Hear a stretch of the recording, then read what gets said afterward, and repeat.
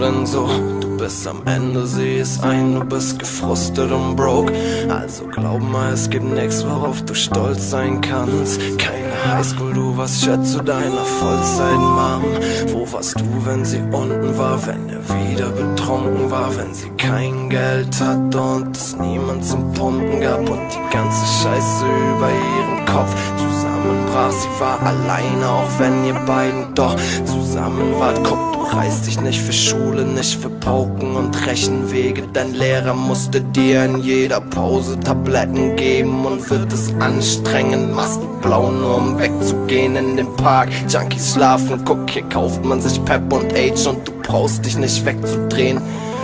Das ist dein Leben, sieh es dir genau an. Du brauchst jetzt nicht wegzusehen und es ist ein Jammer. Die ganze Reue in deinem Herzen macht dich traurig, doch sie macht den Shit kein bisschen anders. Deine Oma hätte dich gebraucht, du warst nicht da. Du warst down draußen mit der Clique, Fußball im Park. Hast du jemals was getragen oder jemals was im Garten gemacht?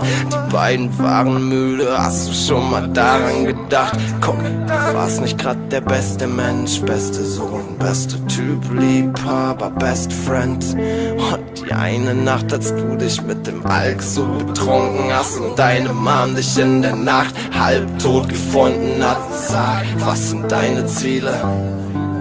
Du hast versagt auf der ganzen Linie und du blickst zu deiner Frau. Du bist schwer am Hoffen, denn viel zu viele von denen haben dir dein Herz gebrochen. Und guten Morgen, ey.